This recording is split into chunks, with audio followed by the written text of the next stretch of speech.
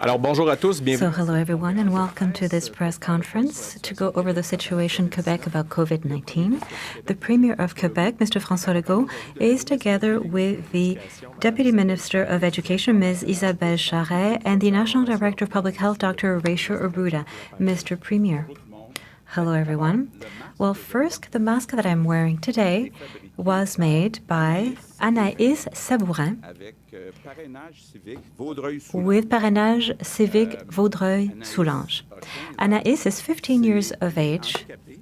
She is in a wheelchair, so has a disability, and does a lot of awareness raising and activism so that more businesses, more stores be more welcoming for people in wheelchairs. So I support what she does, and I call out to all companies and services that are given. Make sure that when we deconfine, let's also try to deconfine for people who have a disability, and let us remember that it is the Quebec Week for people living with a disability. Today, I am together with Dr. Arruda, but also our Olympic champion, Minister Isabelle Charest, who has good news for team sports. She has worked very hard, both with public health as well as the different federations, whether baseball, hockey, soccer, etc., etc.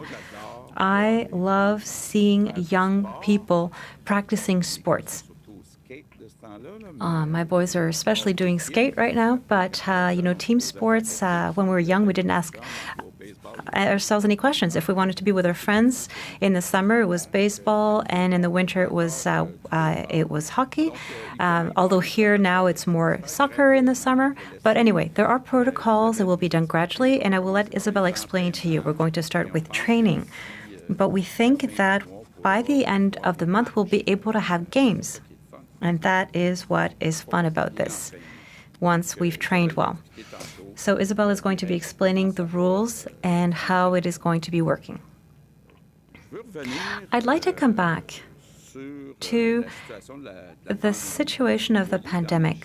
You can see in the numbers, when we look at the numbers of the past 24 hours, when we look at the hospitalizations, and when we look at the number of cases, we are heading toward the right direction. However, many people are telling me that they feel that there's a slackening right now. Unfortunately, in Montreal, amongst other places, there are fewer people with masks, too many people less than 2 meters away.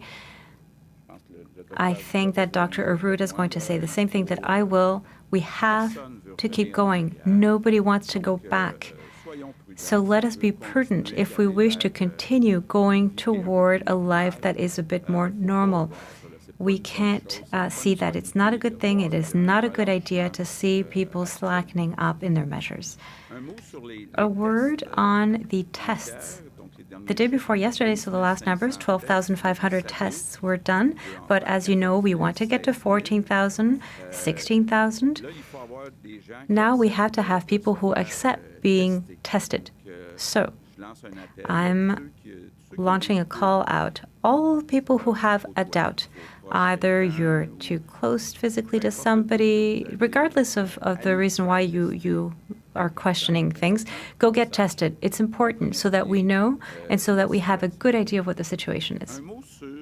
A word on our site that I launched only 2 days ago to be able to recruit 10,000 CHSLD orderlies. So the orderlies that we are going to be training from the 15th of June to the 15th of September. Well, it was beyond our expectations. We are now at 79,000 people who have registered. It's a great problem, and I wish to thank everybody who has answered the call. And I want to tell you that in the next few hours, you will be receiving a request, a questionnaire, to be quite certain that you are ready to work, evenings or nights, because it can happen in the first months, in the first years, that the shifts are evening shifts or night shifts. We're also taking into account the number, to ask for some commitments to work for a certain amount of time, since the government, so all taxpayers, are paying for that training. And I also wish to say that, yes, with the people from the public service who have training in human resources, we have set up a kind of army. They are going to be holding interviews over the phone to all who answer those basic conditions. So we're still targeting that on the 15th of June, which is in a little over a week now. So we're going to be working very hard over the next few days. And once again, thank you. A word on the impact on private residences.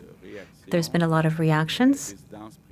Private residences that say that, since the public sector is paying more, we're going to lose staff. Well, first, we're going to know by the end of next week, we're going to know who are the 10,000 people who will be chosen.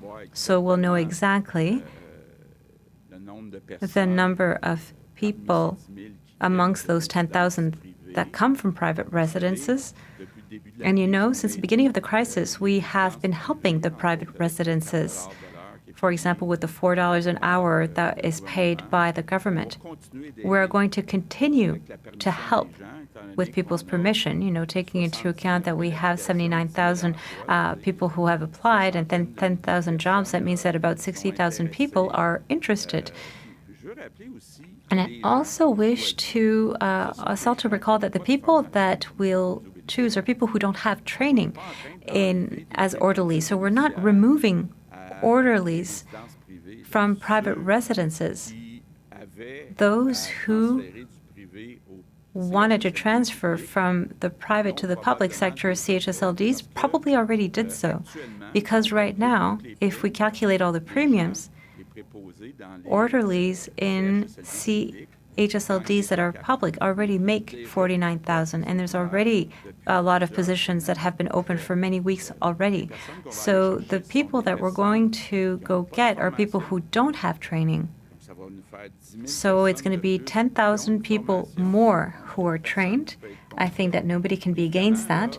And of course, it would be unfair to not take those who can come from certain private residences. But I still want to say that with the president from the Treasury Board, we are looking at what we could do for those residences that are, under convention, under agreement, where it is the government that places a certain number of people in private residences.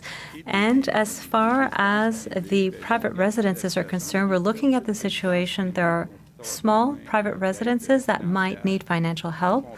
But it also has to be understood that there are some that are very large, some very big, important private residences who are simply going to have to increase the wages that they pay their employees.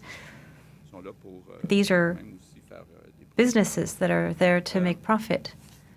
I want to get back to the situation of the number of deaths and the faxes. Dr. Arruda has been the bearer of a few of my angered sessions in the past 2 months. My 2 boys don't even know what a fax machine is, just to tell you how archaic that is.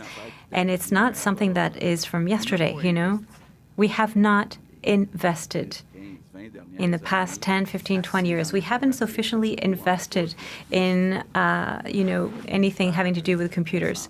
It was always at the bottom of the list of the health ministry. So there's work to be done. We've started doing it.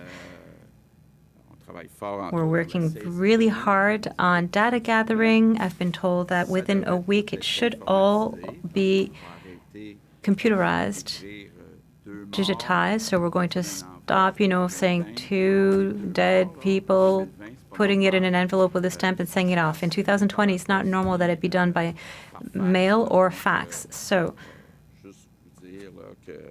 just to let you know that we are working on it. It's going forward, but I recognize that there is a lot of catching up to do, investments that were not done. In the entire health network, we've done work on working from home during the pandemic, but there's still an enormous amount of work that hasn't been done for tens of years in the health ministry with everything having to do with computerization. Now, a word on the economy. Perhaps you followed this morning's question period, seeing the reaction of the opposition leaders. What we're trying to do is to tell ourselves there's a lot of people who are unemployed right now. There are a lot of private companies that are suffering in certain specific sectors. You know, the hotel owners, restaurants, airlines, and there is an opportunity of going more quickly on some infrastructure projects to build schools, hospitals, elderly homes, public transportation, tramways, bridges, roads, that we would have had to do anyway. The idea is to do it faster, to start earlier, to say that as of the following weeks, we would like to, leave a couple of steps aside. It's normal to see the opposition party say, whoa, you're wanting to leave steps aside? Well, how are we going to make sure that, for example, environmental rules are followed? And I want to be quite clear. Our objective is not to reduce the requirements. It's to reduce the delays, to go faster, to start as quickly as possible and get Quebecers to work as quickly as possible. And we are very open to discussing about adjustments to the bill with the opposition parties.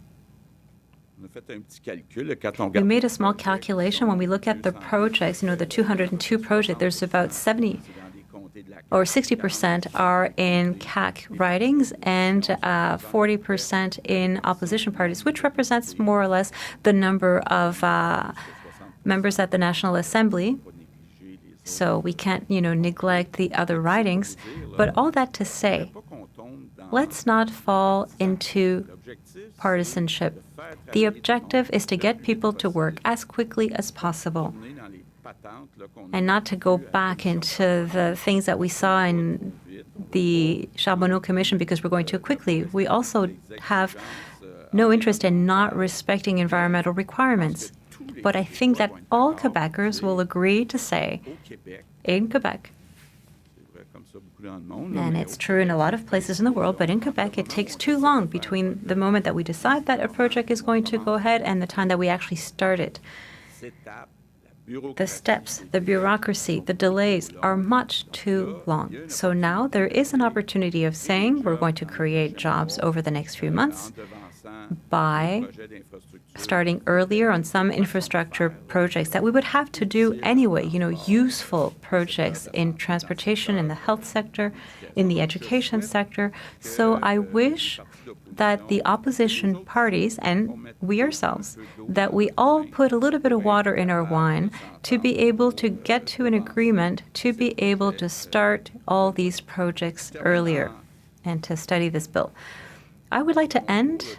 It's my turn now to give a bit of a warning. I was saying earlier on, we feel that unfortunately the guidelines are not being followed as much as they were.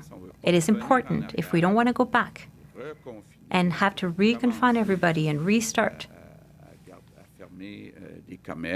closing, businesses or sports or regardless, it is important to follow particularly those 3 guidelines. So staying 2 meters away from people, washing our hands with soap regularly, and wearing a mask. I'm happy to see that there are people wearing one. That's very good. English? Today, we're announcing a new step in our reopening plan. Minister Isabelle Charest, who's also an Olympic medalist, is here to talk about sports. Isabelle has good news for our young people who want to restart their sport. There will be new protocols with sports federations to restart training, and we're making progress to restart games as well. I will let my colleague explain all the details. But I want everybody to understand that this is a gradual plan. I understand those who want to reopen their sector as soon as possible, but we must follow the steps and be patient. And above all, we must not stop our individual efforts against the virus. We're going in the right direction, but we don't want to backtrack. We must keep our discipline. We must continue to keep our distances, to wash our hands, and to wear a mask in public. I'm counting on you all. Thank you. Sur ce, je passe la parole à la ministre Isabelle Charest. Minister Isabelle Charest. Thank you, Mr. Premier. I don't know if you had the opportunity of noticing the mask that I was wearing that was given to me by Best Buy Quebec. Of course, this is a sign of a good news today. A few weeks ago, we were announcing the first phase for the deconfinement of sports activities for leisure and outdoors, like golf, tennis, mountain bike, and that, of course, made a lot of people happy. But we know very well that many are still waiting to be able to practice their own favorite sport, particularly the young people. So the situation right now is very encouraging, so that we finally got the green light from public health to go to the next stage of deconfinement. Today, I have the pleasure of announcing to you the progressive recovery and the return of collective outside sports as of the 8th of June. Soccer, baseball will be able to start gradually as of that date, as long as they respect the rules of distancing and that the activities take place outside. So the 2-meter physical distancing rules have to be respected at all times. First, the activities will be as supervised training sessions or competitions of capacities, which will allow young Quebecers to progressively go back to their favorite sports. And to be able to have guidelines during the training, the sports federations, and I salute their work because they've worked really hard in the elaboration of guides to be able to allow organizers and trainers to start the activities again, of course, while respecting the principles of physical distancing. Concerning the games that you talked about, for sports teams, they could start as at the end of the month of June. But the guides that will have been prepared will have to be approved by public health. So let's cross our fingers. If everything goes well, at the end of June, we'll be able to resume a kind of games for sports teams. So about 30 different sports federations have been preparing resumption protocols, and they will let their members know over the next few days. Of course, a lot of adapting will have to be done so that the practice of team sports will be able to allow everyone to remain safe. As I was mentioning during the first phase of resumption, we have to be conscious that sports will not be played the same way this summer. We have to be conscious that there will be a lot of adaptation to do, but I still trust that people will have fun with it, and I'm convinced that our young people and some not so young people are going to be happy with today's announcements. On top of the return of sports team, I also confirmed that as of the 8th of June, private pools open to the public, for example in campgrounds, will also be able to open again. A guide has been prepared by the Association of Responsible People for Aquatic Sports in Quebec. And finally, the supervised activities like yoga or guided outdoor activities, so all activities that take place outside and respecting the 2-meter guideline, will also be able to start again on the 8th of June. The people who like those and who want to practice those activities, who practice these sports, will be able to refer to the different federations who will have the guides to help people with the resumption of these. And finally, I would like to congratulate the young people and their patients. I know that they're really looking forward to finding their activities and sports again, so I thank them for their solidarity. I thank them for their resilience. I can imagine to what extent it must be difficult for them to not be able to practice the sports that they feel passionate about. So thank you. Keep hope. It's coming. Today's announcement is the first step towards an even greater resumption. And by those who are really affected by the situation, I would like to remind you as well that there are resources like SportAid that can give resources that can listen, to athletes, parents, and trainers. But I do believe once again that today's announcement gives hope to all those who look forward to finding their favorite activities again and resuming them. And I'm very happy to be able to announce that today. We will now go to the question period. Oui, bonjour. En fait, vous dites qu'avec le projet You're saying that with Bill 61, Mr. Legault, you want to get Quebecers to work again. Construction sites are already open, so which Quebecers are you talking about putting back to work? How will opening construction works, how is that going to help people from the hotel industry or tourism? Well, first, it's not all construction workers that are working right now. There are a lot of private projects that were canceled or delayed.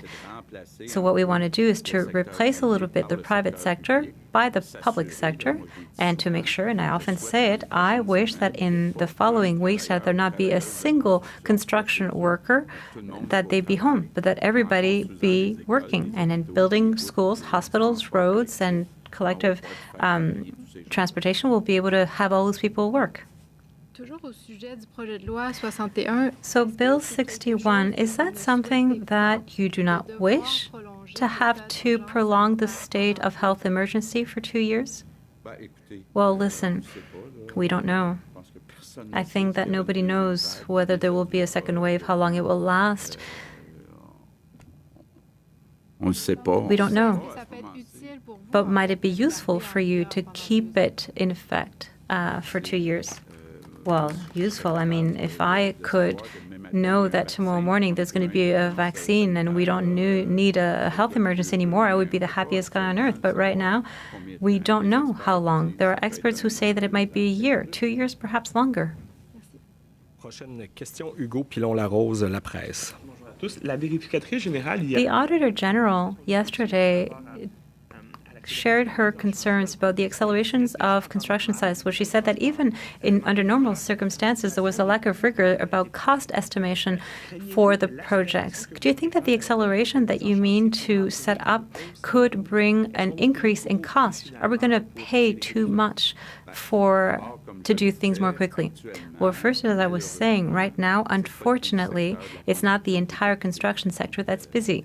So technically, because of the offer and demand game, we can have a certain level of certainty that there will not be an overinflation because there are too many projects compared to the capacity of the construction sector. But we have to be prudent. When we say that we're going to be going more quickly, there's all sorts of delays from the different ministries, and it's really lengthy. And I was giving that example this morning, the blue line of the Montreal Metro.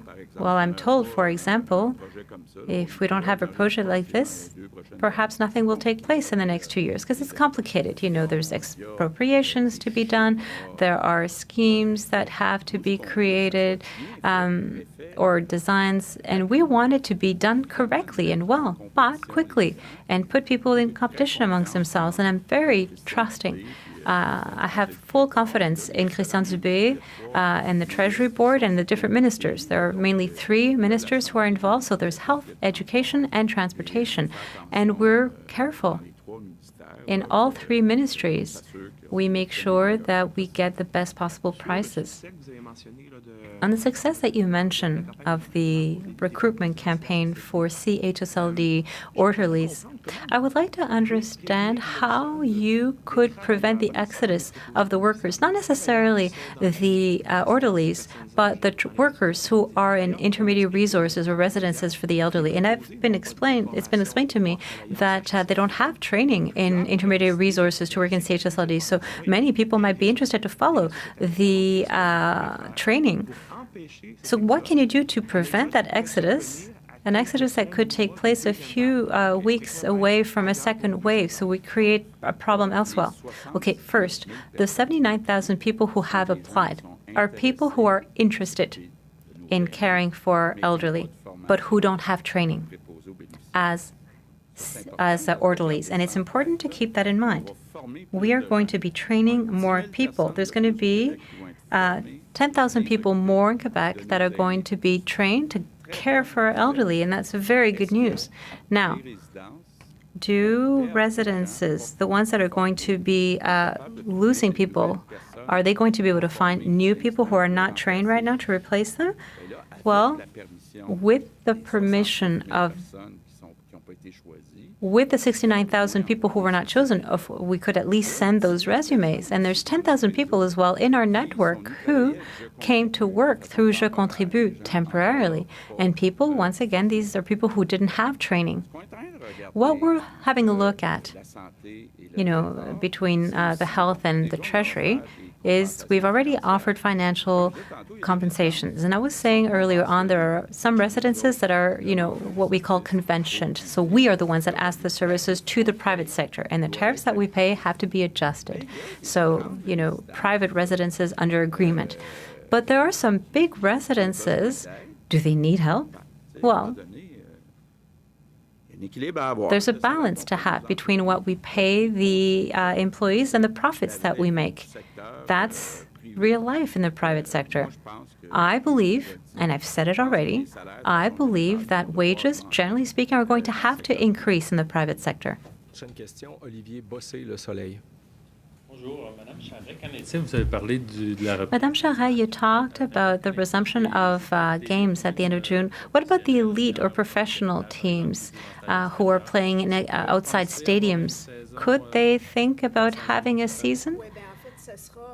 Well, that will be in agreement with public health. Of course, that's what we're working toward. We're working with them. We're working with the protocols. We're working with Dr. Arruda, who will be able to complete. But already at the end of June, that is a date that is already thought about for, having games. Yes, that is why it's so important. I'm going to be repeating once again. It's really important that people respect the guidelines so that we don't have to go back. We're going step by step, and we are now going towards an adaptation, and I want to talk about the work that we do with the different groups, the different sports federations, etc., to really, truly reopen, but in a safe way, in a modified way compared to how it used to be done. But we will come back to normal if ever all of this is respected. And while I have the mic, I'd like to take advantage, Mr. Premier, if you'll allow, is that there are patients right now that have appointments with their family doctors who are scared of going because they don't want to catch the coronavirus. When we say to be careful, but it's not people who have health needs. You have to be, okay, you have to be careful, wear the mask, keep physical distancing, but don't avoid medical clinics right now if you need them, because that can't bring you toward, another disease.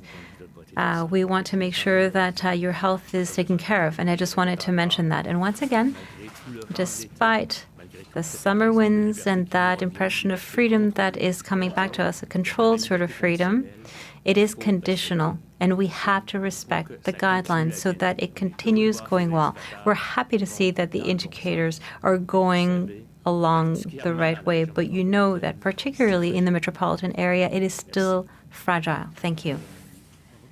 Mr. Legault, for 2 weeks now, you have not been giving the numbers at 1 p.m. You talked about it a little earlier on, but still, I understand that it's not all in the past 24 hours. I mean, we're still talking about 91 extra deaths.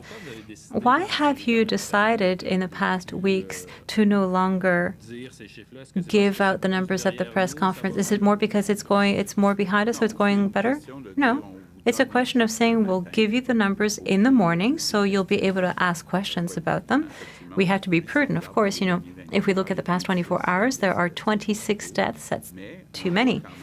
But we do see on the graphs, when we look at the actual day that those people died, we can see that there was an improvement. So I think it's important to be able to give certain messages, and the data is available. You get them in the morning, but there's no reason, any kind of specific reason why I don't repeat them in the afternoon. Mr.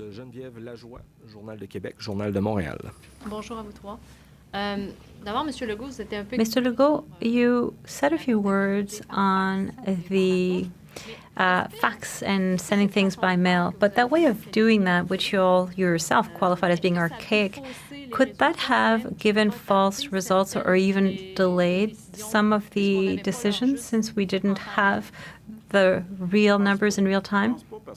I don't think so. I don't think so, because it does have to be understood that in the field it's it's mainly principal guidelines that are given, and it was up to each CIS and CIUS to make sure that in their establishments the guidelines were set up. And I dare hope that they follow the situation very specifically. Now, as far as the reports that are made almost by hand on the data, well, it is time in 2020 that that be changed so that we in Quebec, we get the correct data as quickly as possible. And if I might reassure you, in terms of statistics, we always try to have the best portrait in real time, and it's not always possible for all sorts of reasons. And with an archaic system such as what we have, it can be, and you'll see that in all diseases that have mandatory, that must be declared, it can take up to 6 months to be corrected. But as far as the decisions that we made, if ever there were 14 cases more on that day and they appear only a few weeks later, it doesn't make a difference. A difference of 14 cases, the action would have been taken anyway. And what is important is what happens in terms of intervention and social declarations to have the best possible portrait to make decisions. And also, when we bring corrections in real time, in the curves, it can give the impression, like when we say 91 deaths today, well, there's 26 that were from April, 40 from the month of May, and as the minister said, there were 24 that are very recent. It's the 24 recent that indicate to us what the trend is. If you see the curve, which we readjust as we go along, there are jurisdictions that decide to only readjust after 3 months when the final reports are made. But it is quite clear that we have a lesson to learn. The Premier did not understand that we couldn't count the deaths, I understand, but it's a very complex thing. You have to validate the cases and all that.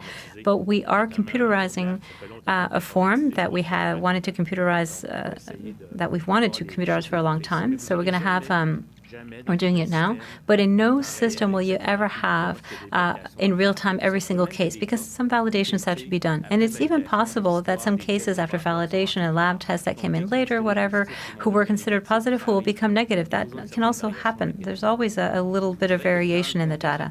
But in the context of the pandemic, the quantity, the numerous places that were open, people who don't declare, and deaths in that way, I can tell you that we're relatively close to the real number. But it is not perfect, it's not ideal, but it doesn't have an impact on the decision.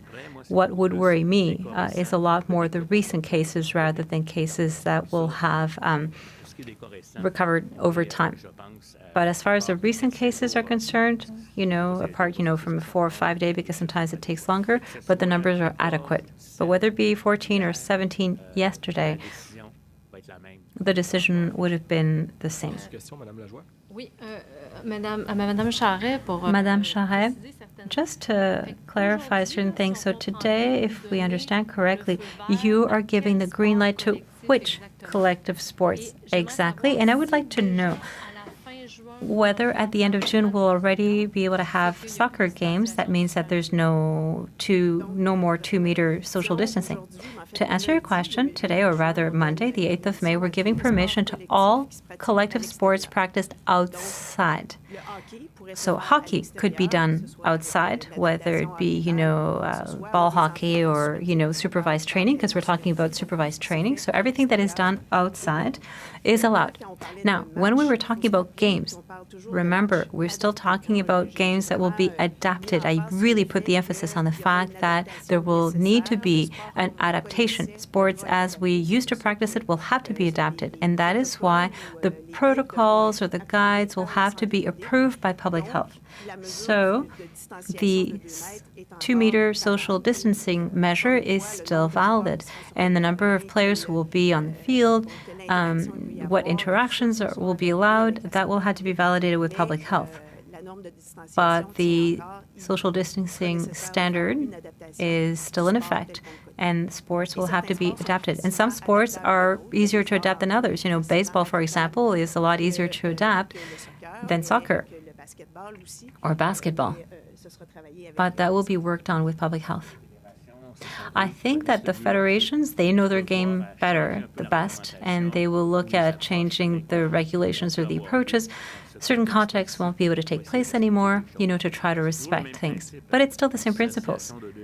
Distancing of 2 meters, maybe at one point the distancing 1 meter, particularly when it's young people, because the risk of disease is not as important. So we're following what's being said in literature, and I want to say again, what we're saying today is today. It might change tomorrow if things change, if there's new data.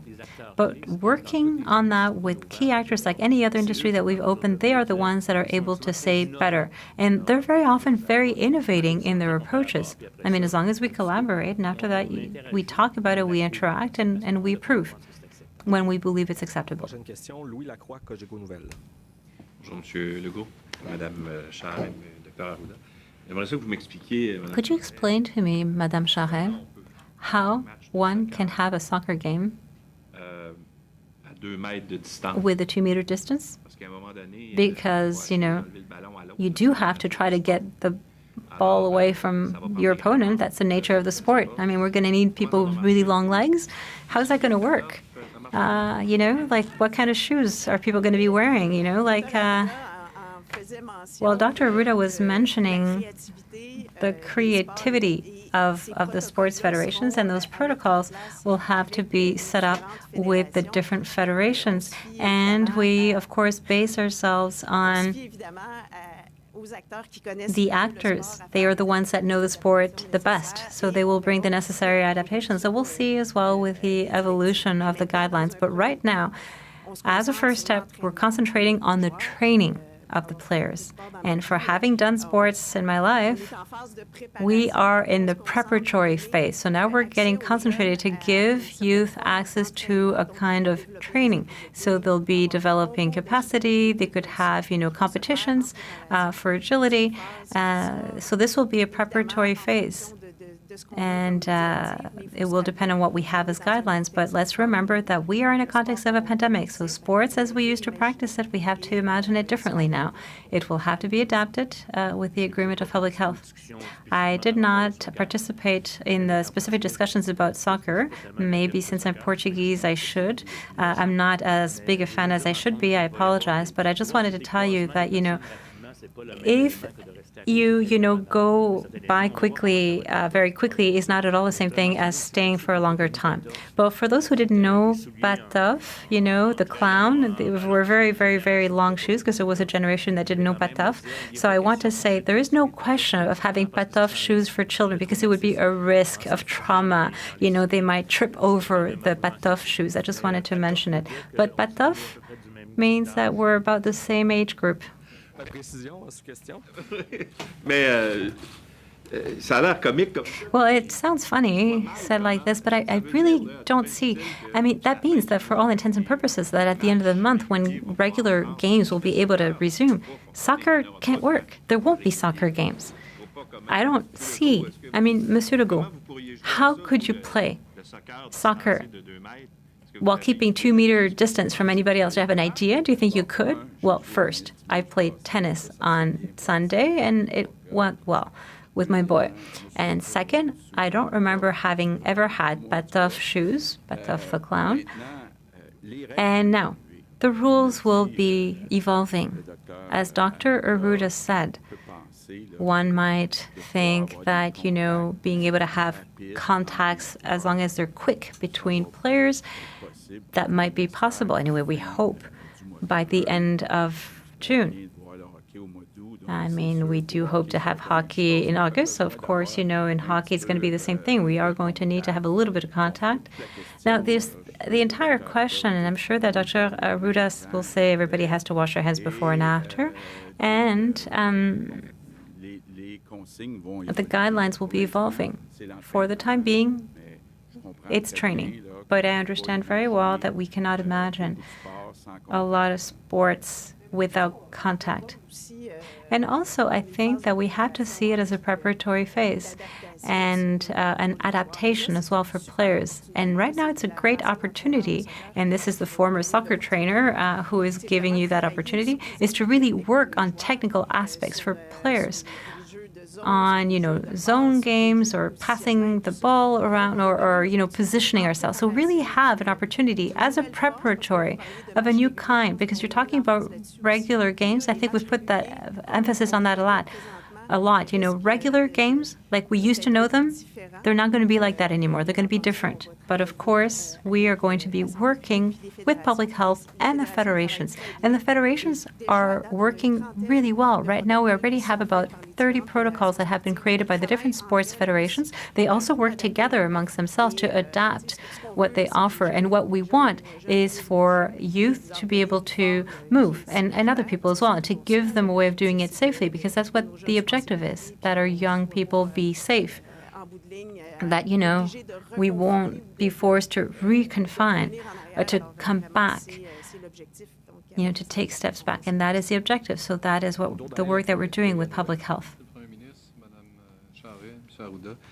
Je veux rester dans le sport. Bon, on a parlé de soccer. On a parlé Let's talk about sports still, soccer, hockey, and let's talk about baseball without patoff shoes. If I understood my lesson after 83 days, we have to keep a certain distance between people, 2 meters. If you play baseball, you end up at first base.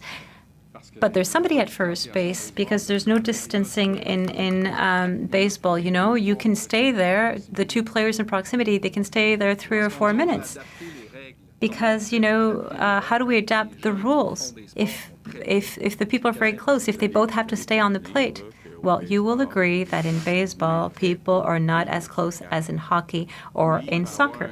Well, yes, when they get to, when they're on the plate, it remains that there is a distance. We did have a bit of a briefing about this, and I was asking the question, will the receiver, when they're too close, if there's 2 meters, and the referee behind that? I've already seen the possibility of putting the referee behind, the person who throws in, or, to place people differently in the batter's box. It's easier in certain sports than in others, but still. The guidelines will be evolving, and I do have good hopes of seeing the Capitale and seeing the impact and see the Habs to play real games. All right, well, I'm not going to talk to you about your boys, but about your baby, Air Transat, who is having difficulties right now. We know that the European Commission might say no. Air Canada wants to withdraw. Are you thinking about helping Air Transat? Are you worried to see that company come to an end, because it's not the only airline that is having difficulties? Yes, the situation is worrisome. We are having discussions. It's, not myself, but Pierre Fitzgibbons, who is speaking with the Air Transat and Air Canada people, so that they have an agreement and discussions with the federal government. We'll all understand that it's very complex. It is perhaps one of the most affected sectors, because we might think that in order to find the volume of passengers that we had before, it could take years. So, of course, a long-term cost on planes, it's very expensive. So that presupposes having an agreement with the creditors, those who hold the debt over planes. And that is really complex. And it is a situation that is very difficult in Air Transat. But we are having discussions. Pierre Fitzgibbon and Investissement Québec are talking about the management team. And it is a very worrisome situation. Dr. Arruda, earlier you alluded to what the literature says. What does the literature say on sports contacts? Have there been transmissions, real transmissions during soccer games or baseball games, projection of droplets when the contacts last only a fraction of a second? Because already regions where there's pressure for games to start, because there's already no more cases in those regions, but there are regions where even there are, there's sports study programs where they fear for registration. I must admit that I didn't do the literature review myself about this, so I don't necessarily have the information. But if we try to understand, because you must know that this is a new phenomenon, studies that were published specifically on sports, perhaps there's been. I'm going to ask my teams to check that element, and if I have answers, I'll come back to that. But if what we do is we extrapolate about the principles of the projection of droplets, so that is what we do everywhere in society. Let's take an example. We meet up, and we have the experience in Quebec and elsewhere in Canada. We realize that, slaughterhouses are places where there's been a lot of transmission. And we think that it's not through the meat. It's because people are probably really close. Anyway, I don't know if anybody talked about elements having to do with that, but I think that the general principle that we are setting up is that it is transmitted through micro droplets that usually fall within a 2-meter distance, and to that has to be added the protection of respiratory etiquette and hand washing. And in respiratory etiquette now, first thing, distancing. Second, hand hygiene, that is very important. Third thing, respiratory etiquette, coughing in your neck, in your elbow, And now we've added the face covering. So on that, we're trying to act on every factor. But your question is pertinent, especially since we are reopening the sector. So I imagine that the teams at the Institute or elsewhere have seen what has been published on that so far. And I might add, because I'm very interested in this, but I'm not the one who is holding those discussions, but there are all sorts of scenarios that are being studied. I'll give you one example. One might imagine for hockey games that everything will happen in Vegas, that players will be in hotels, a lot of them are available, that they be there 14 days ahead of time, so to be sure that they are tested, but also that they are not vectors of the virus. And that the games take place in only a few places. I know that in basketball, they're looking at perhaps going to Walt Disney and setting up there, because there's a lot of hotels and gyms so that they can train. But of course, if the players accept being in quarantine for 14 days and to get tested, and and if we're sure that all the players, none of them have the virus, well, they can play. They can't give one another the virus. That could be the extreme case, but there's all sorts of intermediary scenarios. I would also like to add, because I said that there is work being done with the federations, but there's also work being done with the National Institute of Sports of Quebec, where there are professionals and a medical team that is also documenting and creating protocols to make it that there will be a quicker resumption. Of course, it touches upon our athletes of excellence. But the work that is being done is shared by public health, and that means that, we are following the evolution of the situation. I mean, of course, I don't know anything about the literature review, but I do know that it's being worked on, and we second public health, and we have things evolve, yes. Yeah, we're also going to see what's going on in other countries, because deconfinement has started, and other countries have been doing sports. We'll see what they report, whether they report any outbreaks or anything like that. Madame Charest, you talked about swimming. So we know that this summer the access to pools is going to be more limited. There are a lot of communities who who swim in open waters. We're not talking about water polo here. And there are many municipalities in Quebec that don't allow people to go swimming in lakes under false pretexts. They say that it's public health. But, people would be swimming individually. Is that really the message that the municipalities should be giving? What I understand is that we can go swimming in a lake or a pool as long as you stay 2 meters away from other people. Yeah, that is the indication that we gave. And there is also the Association of Aquatic Owners that has worked with the different protocols with public health. So we can refer to that association as well with the municipal facilities and the different organizations that have public beaches and things like that. But there is a protocol that was set up. And as I was mentioning earlier on, municipal public pools had already been announced. They're open, and now we're saying, like campgrounds and places like that can also open. So that will give more opportunities, I believe, for our swimmers. On complète avec Hugo Lavallée, Radio-Canada. Oui, bonjour. J'aimerais revenir au projet. I'd like to come back to the Bill 61. You heard, as I did this morning, the pretty harsh criticisms from the opposition, and I heard you say that you want to collaborate, that you're holding out your hand. Does that mean that you're completely excluding the possibility of adopting this bill without agreement? Yes, we want to have the support the opposition parties. Well, does that mean that it might not be? Well, I think we want to, because it would be unfortunate to waste months of work for a lot of people in construction because of a certain partisanship. I cannot believe that we couldn't agree between all four parties to have people work in the next few weeks in the construction sector, in public projects that are necessary, like schools and elderly homes and collective transportation. Question for Dr. Arruda. There's been recommendations that were made public. The Committee on the Amplification Test of Nucleic Acid.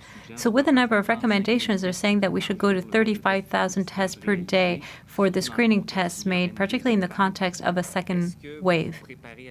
Are you preparing yourself for that? Is that even a possible scenario?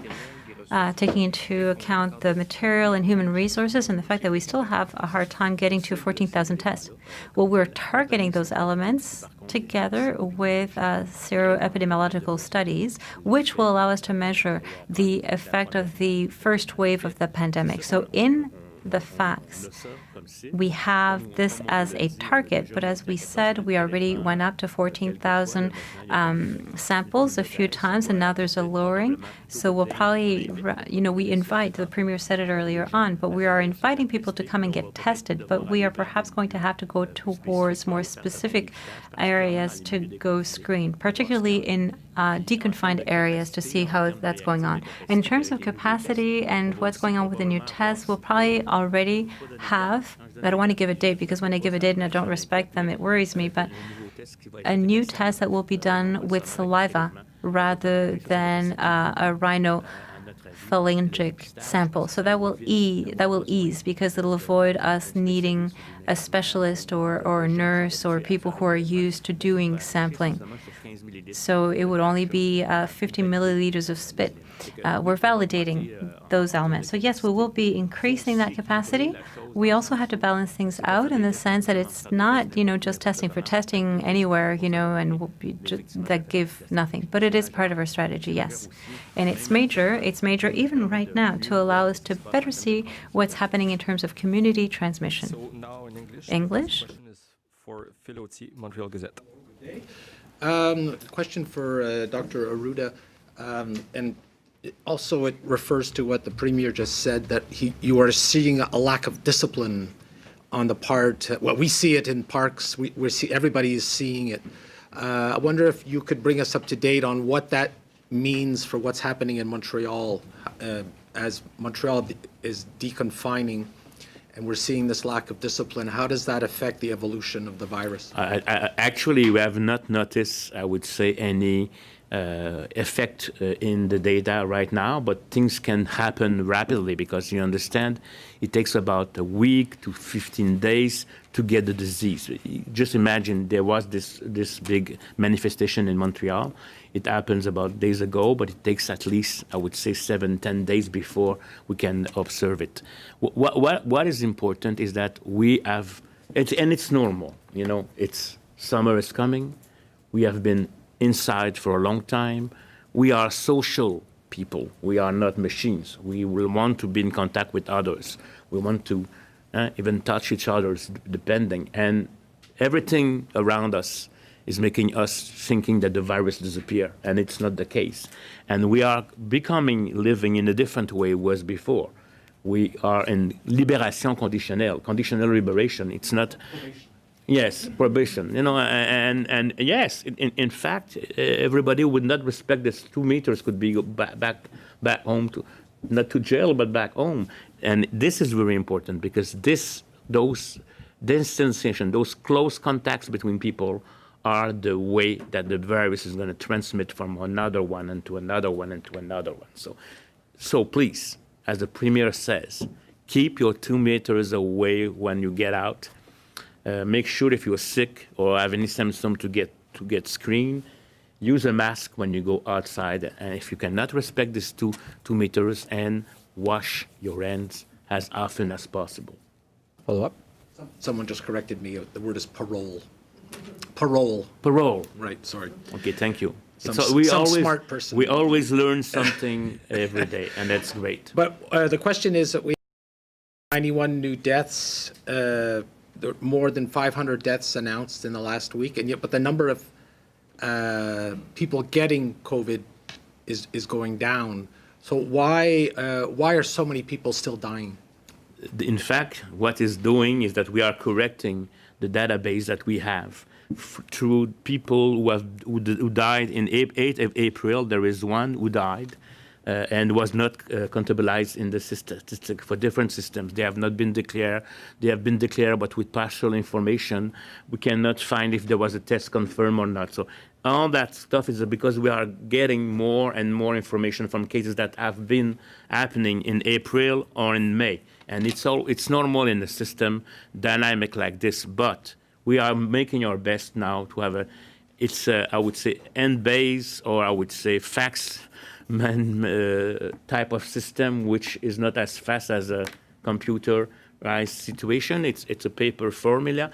We are I don't want to say dates, but probably next week, we're going to have a new system of contabilizing. There will still be cases that will not be every day known because it takes at least 3-4 days before it gets into the system, but we will lower this effect. We could have chosen to not give you the information and do a report in 3 months and correcting for the ones who have not been, but by transparency, we put all the information. We are now, and last week and this week, we went back to compare two bases, the one of the statistics of disease and the ones in our specific system for COVID.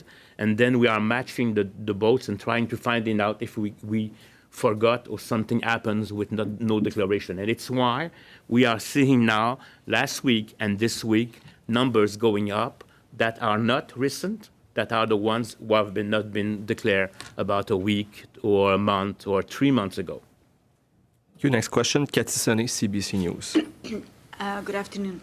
I was wondering, the parents listening to you right now, the ones that might think that the rules, number of players, physical distancing, that will be playing, for their kids be playing soccer and baseball will be too different this year, and they might consider not paying or wanting to have their money back. So what do you tell them? But I don't know, but in a public perspective, it's not because the rules are different that you're not getting the gain of doing sport or being in social relation with your friends, I think it's just like if you have a soccer COVID, which is a different soccer, but it's going to be the soccer COVID. And I think really that I can think that the federations and the ones who love sport, even if the sport is different, that's also an opportunity to practice, to prepare themselves. I'm not a medal Olympic at all, and I'm not very good on sports. I can tell you I'm the one who everybody left besides they don't want him in the team because I'm more trouble than helping. But I will let Madame Charest answer that. That's why you became a doctor. It's why I became a doctor, exactly. Yeah. What I was going to say is the benefits from being together, the kids, they like being with their friends very much. So that's one benefit that's going to happen starting next Monday. And the physical benefits are going to be there because they're going to be playing. They're going to be developing skills. They're going to be active because we want kids to be active. So it's going to be different, but it's going to be still being active, playing, having fun with their friends, being social. So I think for the parents, it's as good as playing. Maybe it's not going to be as fun as watching for the parents in the stands, but for the kids, the benefits are going to be there for sure. Good point. Second question? Good point, yeah, good point. Second question. It's a question from one of my colleagues. A Quebec Public Health Committee is not recommending random or large-scale testing of COVID-19 in its latest report. That was May 29th. Yeah. And the committee also notes routine testing of healthcare workers coming from hot zones is not a priority. So it's hard to understand because you continue to highlight the increased testing capacity in Quebec, but at the same time you have this committee, these recommendations to regional health public directors that yet limit important testing? Okay, first of all, this is recommendations. It's not necessarily orientations of the public health director and his team. So I think that it is based on different analysis which is done, depending on the capacity we will have. And we will not only look at screening tests, we will also look at the seroepidemiology, because the issue is that if you screen in a very low population when there is no high transmission, you're going to lose a lot of energy for nothing. But if you take screening the blood, you can now know what is the real prevalence, because it's like if you test somewhere where you go to a lake, there is no fish in the lake. You're going there, you are going to lose a lot of time and have no fish. If you go somewhere where there is more fishes, okay, the rentability of the time you're going to stay is there. So it's a kind of balancing that. And those recommendations could be okay for certain regions when there is no much, I would say, cases, but could be different from Montreal because there is active transmission. So it's based on that. It's a general recommendation, but we will adapt that. And also, we will make sure that we have the capacity to do the screening of the outbreaks. Thank you. Next question, Samuel Pouliot, CTV News. Good afternoon. Mr. Legault, the Montreal Economic Institute has released a study that says lockdown measures were an overreaction to the problem and relied too heavily on academic models that were flawed. It says the economic repercussions could lead to more death than COVID itself. What is your reaction to that? Do you think the lockdown was an overreaction? No. I disagree with the fact that the lockdown was an overreaction. I think that with the information we had at the time, and if it was to restart tomorrow, I think it was important to make sure that we put all chances on our side to not spread too much the virus, and the best way was to close businesses. So I think it was the right decision.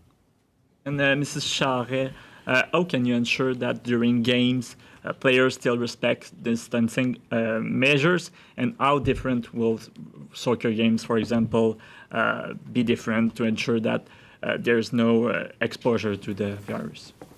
Well, I'm pretty confident, and seeing the way kids have been reacting to starting school and how they comply to the measures, I'm pretty confident that people are going to comply to the rules again in sports. And it's the responsibility of the organization and the federation to make sure that their members do comply to those rules. And again, the purpose of that is to make sure that we are not locking down again. So I think pretty much everyone's going to comply to those rules. And like I said, the sport is going to be different from the past because we do have some measure to respect. It's the 2 meters, the distanciation, and cleaning the ball before we start and after and all that. But the federations are doing a protocol in work with the Santé Publique and to make sure that we have a safe place for kids. Thank you. And now a question from Raquel Fletcher, Global News. Why did you decide to ease day camp ratios? With more kids in camps, will other restrictions be eased? Excuse me. Sorry. You want me to repeat? Do you want me to repeat the question? Yes, we should repeat the question. So the question is: decide to ease the day camp ratios, the ratio in the camps. Okay. As you know, first of all, we are further in our process. There is less risk actually. There is new data coming around the transmission for youth. The benefits of camps for youth are very important. The risk of disease is lower than what we think. Look at schools, what happened. There are cases, but there was no big health impacts. And it was already planned that we would probably begin with a lower rate and go further. Because I think if we do that, more kids are going to be able to go to day camps. And I think that's the reason. And I'm sorry, I was just answering an emergency in my in my phone. So I would put my phone there, and so sorry for that. Huh? They will ask you which emergency. Tell us It's not professional. Okay. And the I'm sorry, but the other part of the question was from Raquel was with more kids in camps, will other restrictions be eased? In fact, we are really evaluating that, and you know, even our pediatricians have said that we should probably have no more this 2 meters, going perhaps down to 1, or even no, going into considering groups as family social. So all that scenario is going to be made, and probably even in the scenarios for schools in this in September or end of August, we will see how we're going to manage it based on the experience we had elsewhere in the world, and also here in Quebec, in the regions away from Montreal. And a very last question from Raquel for Premier Legault. The Army appears to be pulling out of CHSLDs. How are discussions about keeping the Army until September going? We still have a good discussion, and I'm very confident that we'll be able to keep the 1,000 soldiers we have right now. So, thank you all. C'est ce qui complète pour cette conférence. This puts an end to today's press conference. See you soon.